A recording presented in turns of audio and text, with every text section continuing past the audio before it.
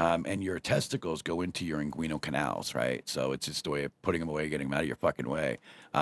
Mine were stuck. I couldn't get them out. Like I tried the morning of surgery. I tried to like get them out so the doctor wouldn't forget the fucking things. This is gonna hurt. It's time for the Suffering Podcast. Everybody thinks that, these ignorant fucking assholes out there. Oh, you cut it off? No, I didn't fucking cut it off. Jesus Christ, get an It education. gets reshaped and remolded. Yes, things get redesigned and reconfigured. Believe it or not, Reposition it. well, this might blow your fucking mind, but a clitoris and a penis are fucking identical. Yep. Yes. And people don't realize that. They don't realize that it's the same anatomy. One's just bigger than the other one, and you can actually reshape it to get the things that you need. So I don't have a cervix, so I don't have a uterus. So fucking what? Everything else is the same. Bodybuilders, women bodybuilders who take testosterone, look at what happens to their clitoris. Exactly. Yep, it enlarges. It happens a lot, even female to male. That's a general thing. We were actually looking at pictures of that just the other day. Not me. No, don't group me in there with that. But it's a natural curiosity, like you said before. A couple friends of mine were. But it's okay, And the thing about it is, everybody thinks that I don't have any feeling down there. Common question I get as a trans person: well, do you have any feeling down there? Well, of course I did. I did not trade in a perfectly working fucking part for one that didn't. I mean, for the love of God, shit, my orgasms are 1,000 times better than they've ever fucking been. I think a lot of people think that you just have a big gaping hole down there.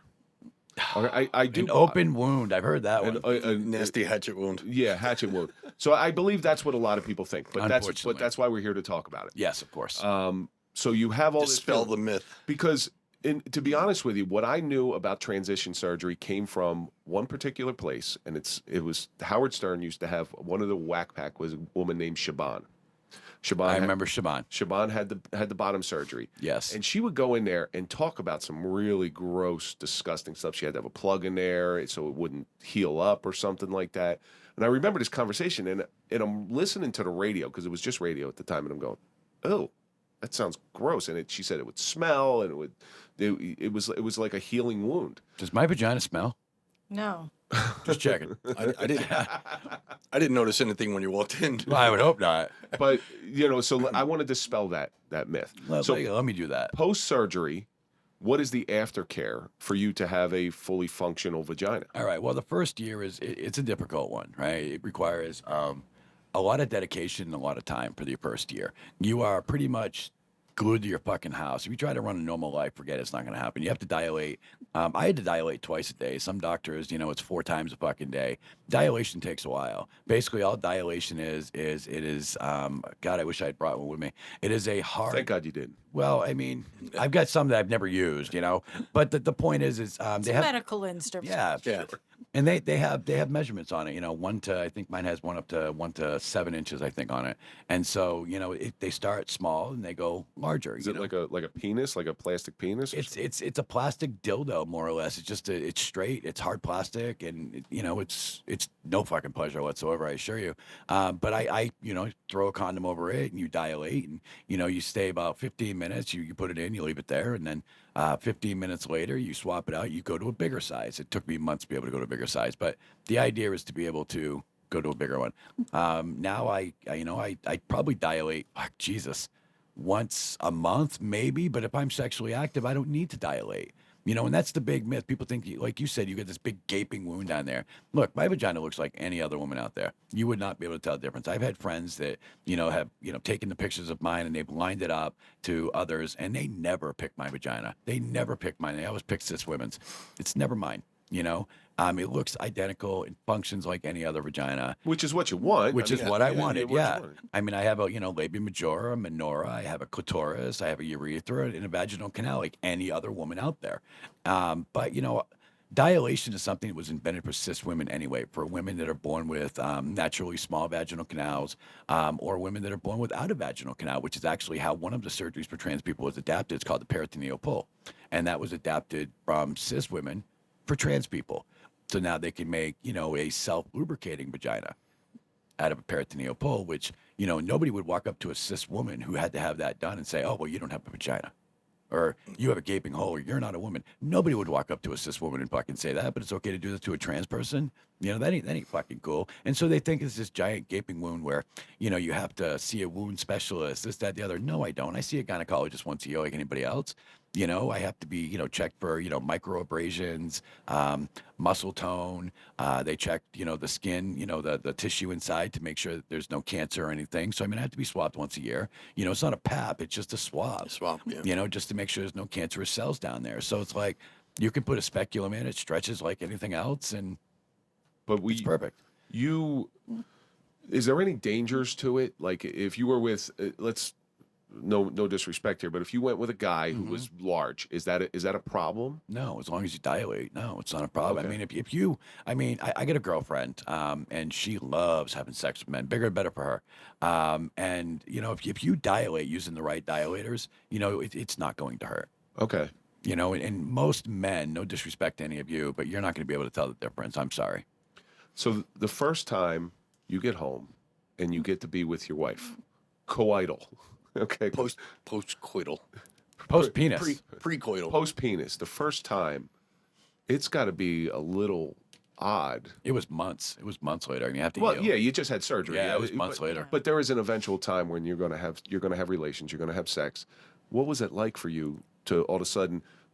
You're used to one tool. Now you got another tool to work with. Did you just work around it? I stopped having to chase her clit all over the place. It stayed in one place. We were good. Oh, okay. No, there All you right. go. Well, that's one way to look at it. Yeah. But was it everything that you hoped that it would be? Yeah, it was. I do need a minor revision. It's got nothing to do with the functionality of it. My labia majora is not symmetric, but we think that's due to the swelling. I really swelled really hard. That's the one part that you can't raise above your heart. You know what I'm saying? So like, I had a lot of swelling. And so it's not, yeah, exactly. I mean, what am I doing? Lay on my neck, you know? So it's not exactly symmetrical, but I mean, that's not the same result for everybody, you know? It's just cosmetic, really. It's cosmetic. So you right? get like it's a me thing, not a like a labia, functional like thing. you would have to go in for like a labiaplasty. More or less, yeah. Yeah. And eventually I have it done. It's on my list of things. I got other things I want to do right now, and that's just not a priority. That's how little it matters, you know? Which, by the way, she has to see another psychiatrist before she can do that. Yeah. For the Every labiaplasty? step Yes. along the way. Yeah, I have to But see another why? You're psychiatrist. through the surgery. I already. agree. You're through the worst part of it. Because or, it's- or the best not part coming of it, back. whichever way you want to look Yeah. at it. To make an appointment with the doctor that I want to go see, unfortunately, I have to make I have to see another psychologist, which I haven't done yet. I have to show the surgical report from Thailand. That makes sense, right? And then I have to have a referral. I've got the referral. I've got the proof that I've been on fucking hormones, that I've transitioned. I just celebrated 3 years on April 21st of my third year of transitioning, you know? So like, I'm in it to win it, you know? And I'm like, I'm not going back. I mean, I'm just not going back. And so, I can't believe that I have to fucking do it. Like, If you're trans, it just to never make a ends. fucking appointment. Just to amazing. make a fucking appointment, I have to do that. It's like, are you fucking kidding me? It's stupid. But Any doctors out there, for the love of God, call me.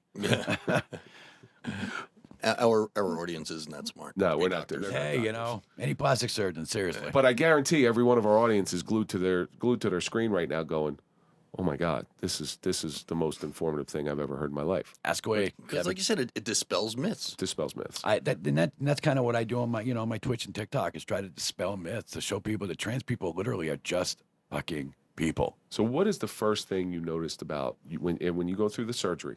Right, you're now fully a woman. Yes. What is the first thing in your life that you realized that was like, wow, this is what I've been missing? When I went to take my first steps, I get out of bed after being unbandaged.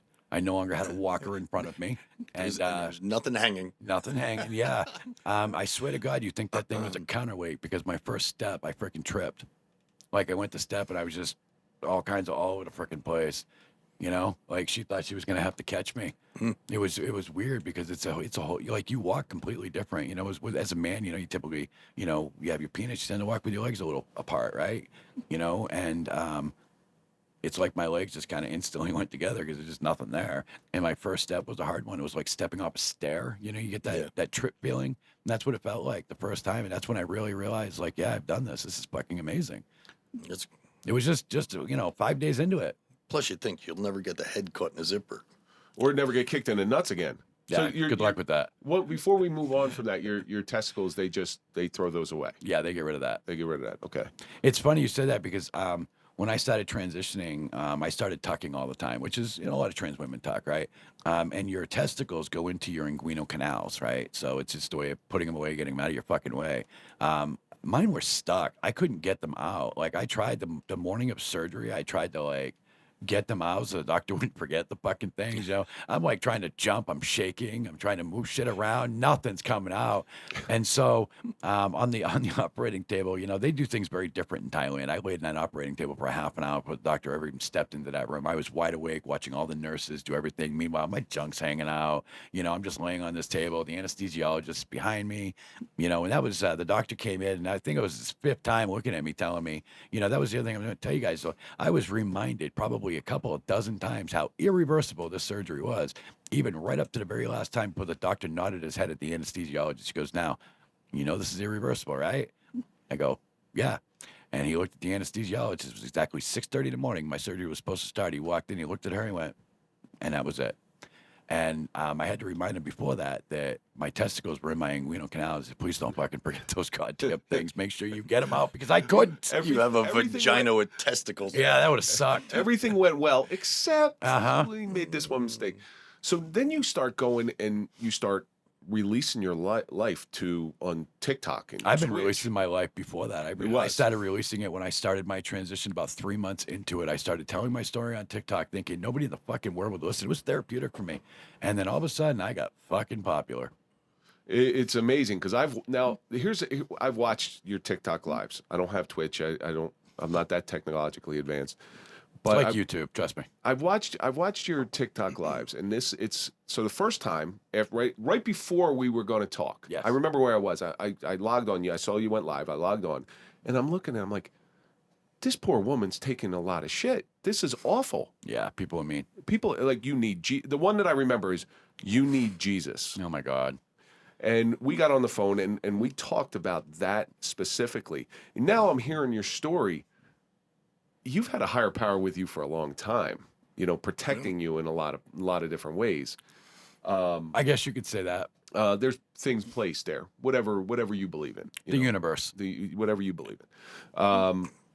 But there's been these things in place, and these people are just being so mean.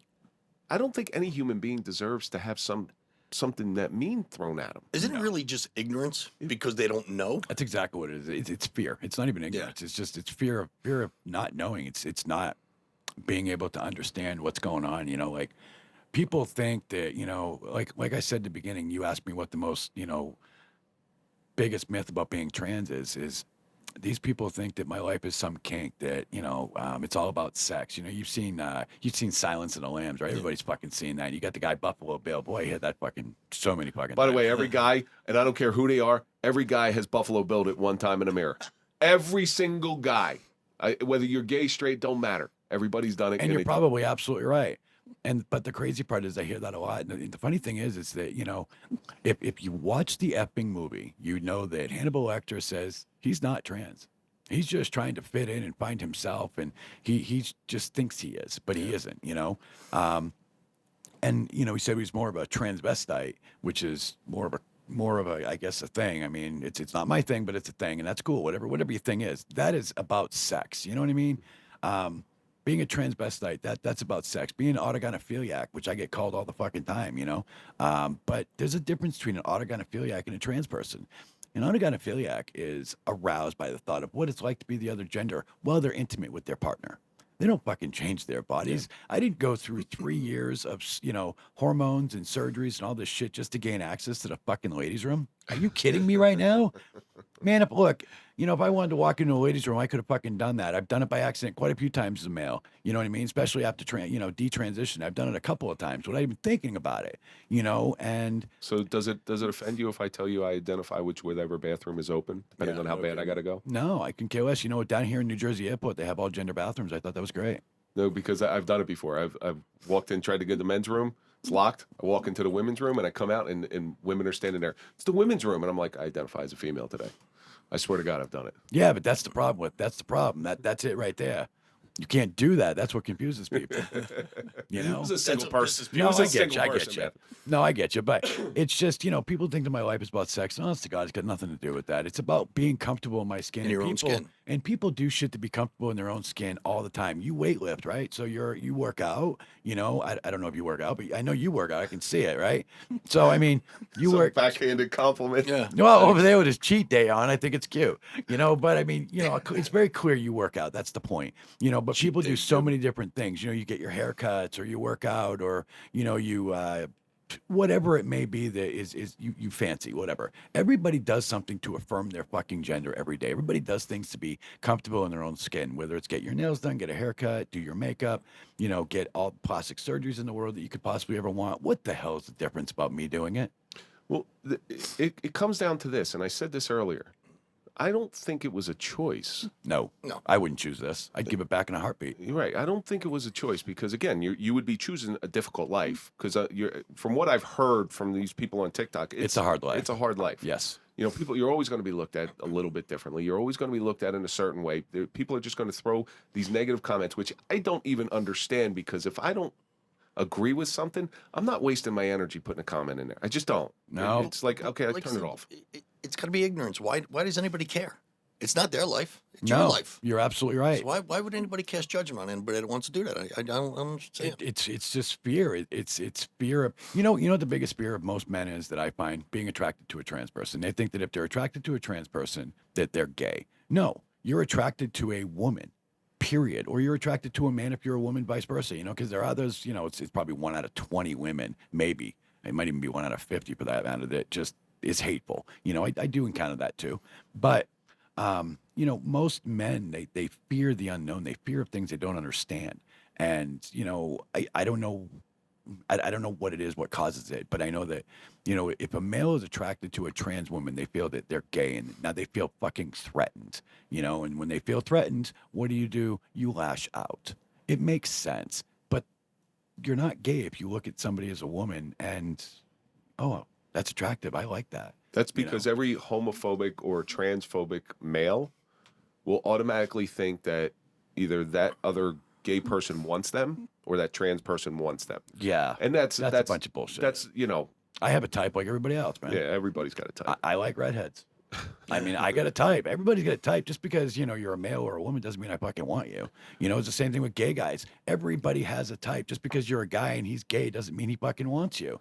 So the one thing about you that really impressed me the most, so when I first looked you up, because I got to be honest with you, Justin hit the nail on the head when he described me to you, because I gotta get you in contact with my friend Lexi. She's cool as shit. He wasn't lying. You're cool as shit. I appreciate that. Definitely outspoken and proud of yourself. And I mean, I'm not ashamed of myself. I'm very proud of who I am. But most for you. You had pronouns on one of your social media accounts. TikTok, she, her, hers. She, hers. You're not they, them, which No. I think is disrespectful to anybody. I don't like that term. They, I know you them. have a hard time with that one. But you're a woman. Yes. You see yourself as a woman. Yes. You present as a woman. Yes. You are a woman. Yes. Even we have a dog sitter right now currently. I like to tell the story because it just happened to me. We hired a dog sitter up a Rover to watch our dogs, for, the day that we came up here. And she thought I was a cis woman. She had no idea. She just thought I was a heavy smoker, which I do smoke. But, she thought I was just a heavy smoker and had a raspy voice for a woman. She had not a fucking clue until I fucking told her. She didn't even know.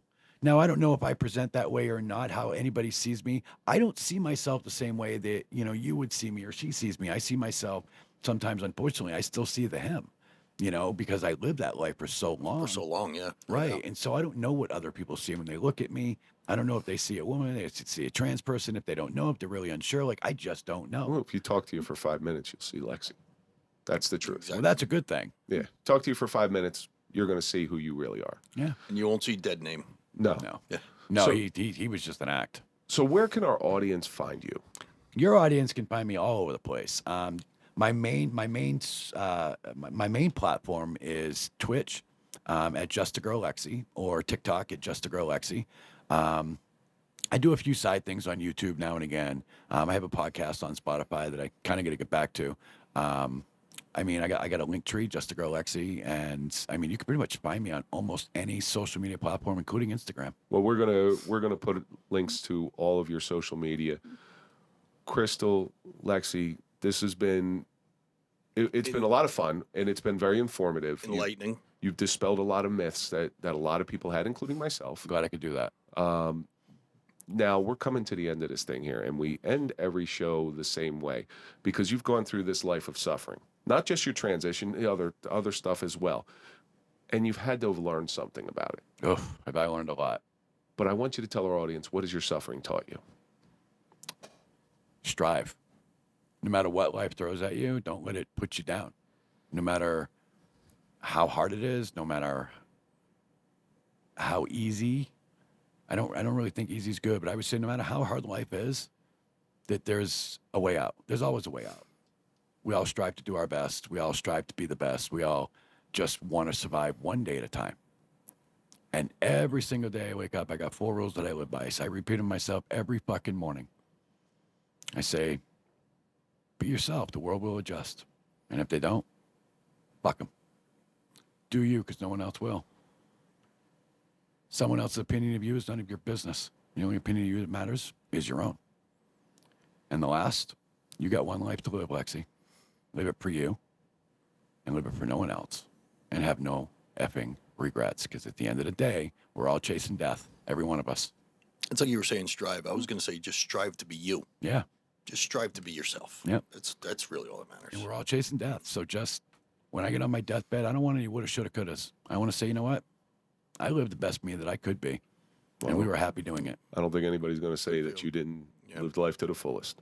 I appreciate both of you coming in here. I appreciate you talking openly with us. I think it's been wonderful, and It's been my pleasure. you're now part of our family. Thank you. Absolutely. I appreciate it. Thank you very much.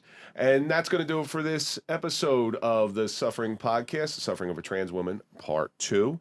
And let's think about all this stuff that we learned. And there's a lot of them, so hang tight. Is it nature or is it nurture? It's not for us to decide. Hiding who you are will eventually come out. Desperation will do amazing things. Sometimes you become what you hate. Be who you want to be. Never hide who you are. But most importantly, the more you push, the more you draw it in. Amen. That's for both of you. And that's going to do it for this episode of the Suffering Podcast. Don't forget to go to popple.com, put in the code TSP20 for your digital business card. Follow us on all social media. That's LinkedIn, Facebook, TikTok, Instagram. Pornhub. Follow Mike at Mike_Failace. Follow me at Real Kevin Donaldson. And, of course, follow the Suffering Podcast. We'll see you on the next episode.